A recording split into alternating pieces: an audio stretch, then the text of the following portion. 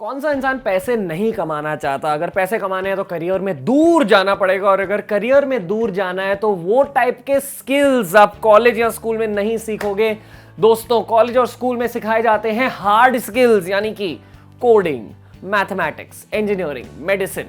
पर अगर सच में करियर में दूर दौड़ना है तो इन लेजेंड्स के स्किल्स पकड़ो, और इन लेजेंड्स ने मास्टर किए हैं सॉफ्ट स्किल्स। हार्ड स्किल्स होते हैं टेक्निकल स्किल्स, सॉफ्ट स्किल्स होते हैं वो स्किल्स जिसे आप एग्जैक्टली किताबों से नहीं पढ़ सकते, आप दूसरे लोगों को स्टडी करके पढ़ सकते हो। तो झट से मैं 10 सबसे जरूरी सॉफ्ट स्किल्स के बारे में बताऊंगा। पहली सॉफ्ट स्किल है अमिताभ बच्चन और शाहरुख खान की सबसे बड़ी स्किल। दोनों थे केबीसी के होस्ट। क्यों? क्योंकि दोनों के कम्युनिकेशन स्किल्स बहुत बढ़िया है। कम्युनिकेशन स्किल्स के अंदर क्या क्या इंक्लूड होता है? पहले तो लैंग्वेज स्किल्स। दोनों इंसान इंग्लिश और हिंदी में, दोनों भाषाओं में आसानी से अच्छे से बात कर सकते थे। और तो और दे कैप्चर योर अटेंशन। जब शाहरुख या अमिताभ बच्चन जी बात करते होते थे ना, तो सभी लोग उनकी बातें सुनते थे, उनकी स्टोरी टेलिंग सुनते थे। लोगों की अटेंशन कैप्चर करना, लोगों को पॉजिटिविटी देना अपने शब्दों द्वारा, और लैंग्वेज स्किल्स को मास्टर करना, यह है कम्युनिकेशन स्किल्स के कुछ बेसिक से पॉइंट्स। पर कम्युनिकेशन स्किल्स की दुनिया में बहुत सारे पॉइंट्स इंक्लूडेड होते हैं। कम्युनिकेशन स्किल्स अच्छे से सीख लो। दूसरी सॉफ्ट स्किल्स है क्रिएटिव थिंकिंग। इसके मास्टर है ए.आर. रहमान और रणवीर सिंह। ए.आर. रहमान को हर भारतीय जानता है उनके टैलेंट की वजह से। दुनिया के सब म्यूजिक डायरेक्टर एक तरफ, ए.आर. रहमान अकेले एक तरफ। उनकी साउंड में, उनके म्यूजिक में एक अलग क्वालिटी होती है। उनकी म्यूजिक को सुन के ही पता चलता है हाँ ये ए.आर. रहमान का म्यूजिक है। क्यों? क्योंकि इन्होंने out of the box thinking apply की है अपने म्यूजिक में, ओरिजिनलिटी लाई है अपने म्यूजिक में। ओरिजिनलिटी की बात आई तो रणवीर सिंह की बात करनी ही है। जब सभी लोगों को लगा कि यार अगला शाहरुख खान कौन होगा, जो खान की मोनोपोली बन गई थी बॉलीवुड में, सलमान, शाहरुख, आमिर की मोनोपोली बन गई थी, उसे ब्रेक कौन करेगा? बहुत लोगों ने ट्राई किया, एंड में रणवीर सिंह ने उनकी मोनोपोली तोड़ी। क्यों? अपने ओरिजिनलिटी की वजह से। बॉलीवुड का हर एक्टर क्लासी ड्रेस करता था, रणवीर सिंह ऐसे ड्रेस करते थे। अपने ड्रेसिंग में भी क्रिएटिविटी लाई उन्होंने, अपने बोलने के तरीके में भी क्रिएटिविटी लाई रणवीर सिंह ने, और अपना एक क्रिएटिव अलग टाइप का ब्रांड बनाया। और इसी अलग टाइप के ब्रांड की वजह से आज उनका नाम छा गया है दुनिया में। He is at the top of Bollywood because of creativity. तो दोस्तों, अगर आपको भी दूर जाना है, अपने ऑफिस में अप्लाई कीजिए क्रिएटिव थिंकिंग। अगर मोस्टली आपके ऑफिस के सारे लोग एक तरह से सोच रहे हो उस प्रॉब्लम के बारे में, आप खुद से पूछो कि यार मैं अलग तरीके से कैसे सोच सकता हूँ। क्रिएटिव थिंकिंग को अगर आपने बिजनेस में भी अप्लाई किया, जैसे कि स्टीव जॉब्स ने अप्लाई किया था, तो फिर आप बिजनेस में भी बहुत दूर चले जाओगे। ये था बेसिक माइक्रोसॉफ्ट का पीसी, बेसिक है, फंक्शनल है। और ये था एप्पल का पीसी, एक ही साल में रिलीज किए गए थे। पर एप्पल के पीसी में डिफरेंस है, स्टीव जॉब्स ने अपनी क्रिएटिव थिंकिंग अप्लाई करी थी, और इसलिए आज स्टीव जॉब्स को लेजेंड माना जाता है in the creative world. Okay, next skill, dependability. यानी कि अगर किसी ने आपको काम दिया, किसी ने आपको रिस्पॉन्सिबिलिटी दी, तो वो काम अच्छी तरीके से करना। जैसे राहुल द्रविड़ करते थे, जैसे राजकुमार हिरानी के फिल्म्स बनते हैं। ये है राजकुमार हिरानी के सारे फिल्म्स, सभी हिट थे, सभी ने बॉक्स ऑफिस में बहुत पैसे कमाए। क्यों? क्योंकि मान लो उनके प्रोड्यूसर विद्यु विनोद चोपड़ा जी ने उनको एक रिस्पॉन्सिबिलिटी दी कि ये स्क्रिप्ट पर मूवी बना दो। तो राजकुमार हिरानी ऑलवेज एंश्योर्स कि मैं ऐसी मूवी बनाऊंगा कि जनता को ना ये मूवी अच्छी ही लगेगी। ये होती है डिपेंडेबिलिटी की स्किल, कि आप किसी पर बेट कर सकते हो कि हाँ यार ये इंसान को अगर मैंने काम दिया, ये इंसान करके ही रहेगा।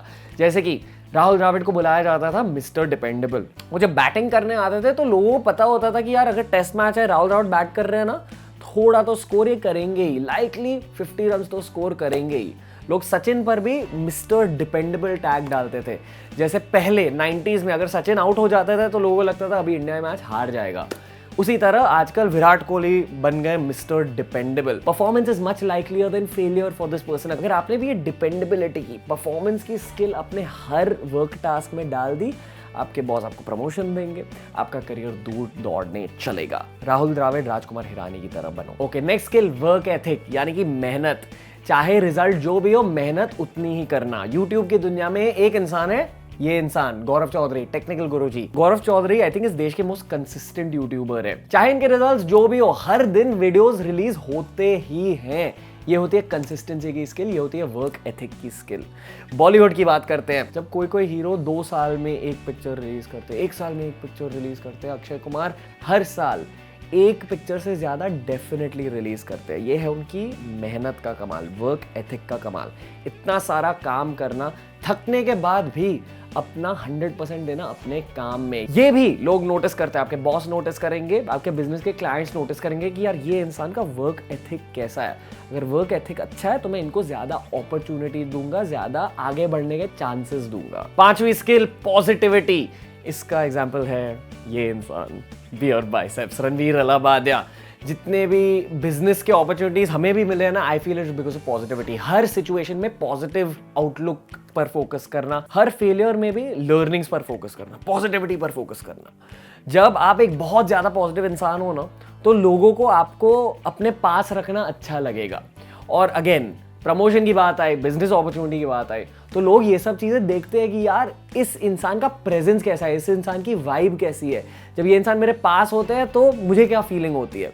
एंड ऑफन अगर आपका वर्क एथिक भी इतना अच्छा नहीं है, अगर आपकी परफॉर्मेंस भी इतनी अच्छी नहीं है, पर आपकी प्रेजेंस बहुत ज़्यादा अच्छी है, आप एक बहुत पॉजिटिव इंसान हो, अगर लोगों को आप अच्छे लगते हो, तो डेफिनेटली लोग आपको याद रखेंगे। मान लो उनके हाथों में कोई अपॉर्चुनिटी आई तो दे विल ऑलवेज थिंक कि यार ये इंसान की परफॉर्मेंस तो बहुत बढ़िया है, पर ये इंसान का दिल अच्छा नहीं है, थोड़े नेगेटिव इंसान है। ये इंसान की परफॉर्मेंस ठीक है, पर ये बहुत पॉजिटिव इंसान है। वेरी ऑफन पॉजिटिव इंसान के पास लोग जाएंगे। दैट्स द सेम रीजन हम देखते हैं ना कि बहुत सारे क्रिकेटर्स के करियर फेड अवे हो जाते हैं, फुटबॉलर के करियर, लोग कहते हैं कि यार ये फुटबॉलर बहुत दूर जाएगा, और फिर कुछ नहीं होता उनके करियर के साथ। Very often it's an attitude problem कि इस इंसान ने या तो वर्क एथिक पर नहीं फोकस किया, या ये इंसान थोड़ा सा नेगेटिव है इसलिए फेड अवे हो गए।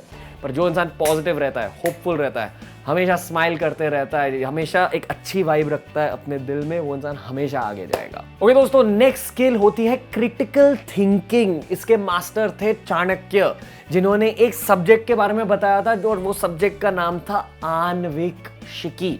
इसका ये मतलब है कोई भी चीज को देख के खुद से पूछना कि यार ये चीज ऐसे काम क्यों करती है।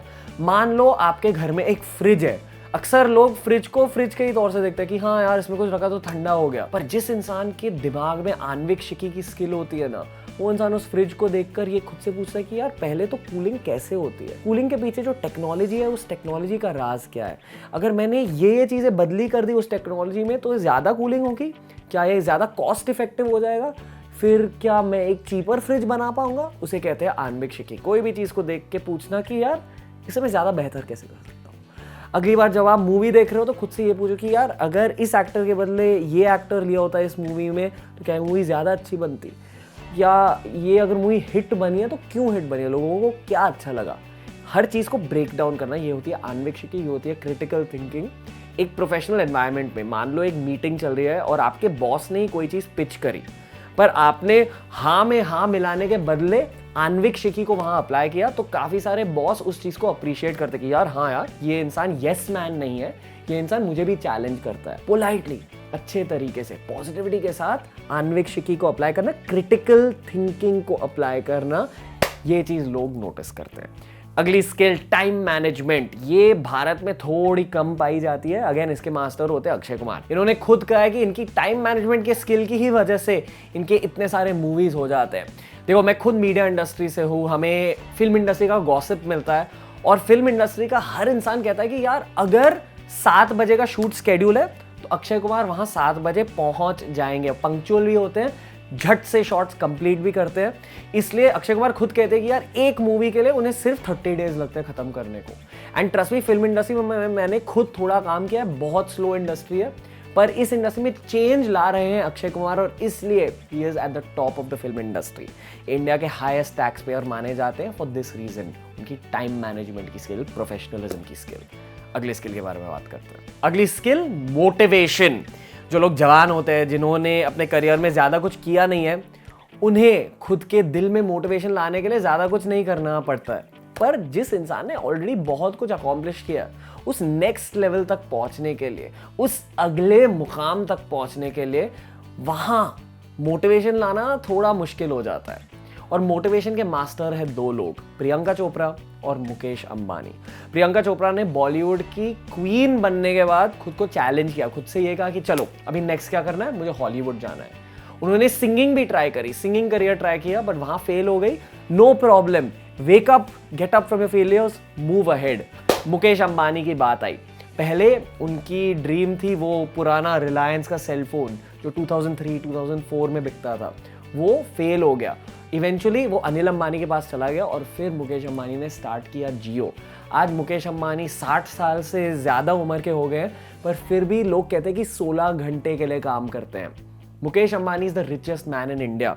जितना धन उनके पास है और किसी भारतीय के पास नहीं है, पर फिर भी इतनी इंटेंसिटी के साथ काम करते हैं, 16 घंटों के लिए काम करते हैं। तो सोचो उस टाइप की मोटिवेशन अगर आपने भी अपने दिल में लाई कि मैं इतना काम करूंगा, अगर मैं फेल भी हुआ मैं आगे बढ़ते जाऊंगा, हर स्टेज पर खुद को चैलेंज करूंगा या करूंगी, ये होती है मोटिवेटेड इंसान की पहचान।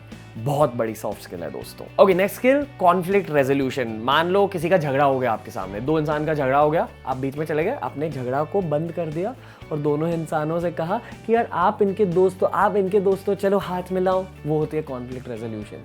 या मान लो आपका खुद का झगड़ा हुआ किसी के साथ, तो इंस्टेड ऑफ डूइंग झगड़ा, आपने वहां जाके कहा कि नहीं यार मुझे झगड़ा नहीं करना, मुझे दोस्ती बना के रखनी है। जैसे वो once upon a time in Mumbai में वो डायलॉग था ना अजय देवगन का कि अगर दोस्ती से काम बन जाता है तो दुश्मनी क्यों करें। वो होती है कॉन्फ्लिक्ट रेजोल्यूशन की स्किल।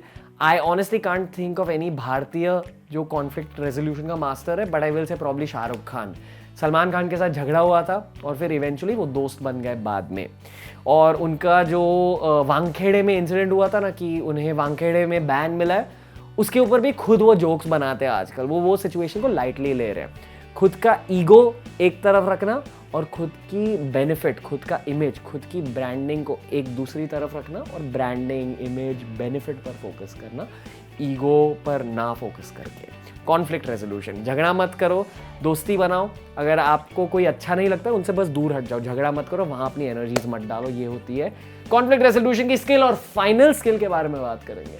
उस फाइनल स्किल का नाम है MS धोनी, सॉरी लीडरशिप, और उसके मास्टर है MS Dhoni. MS Dhoni and leadership go together. इसलिए MS धोनी से सीखो। एक और भयानक से लीडर थे सौरव गांगुली, भारतीय टीम के कैप्टन्स थे। लीडरशिप की बात आए ना तो इस पर वीडियो बनना ही चाहिए और शायद हम बना रहे भी हैं। क्यों मैं कह रहा हूं ये, क्योंकि ये था video number 1 of our soft skills series.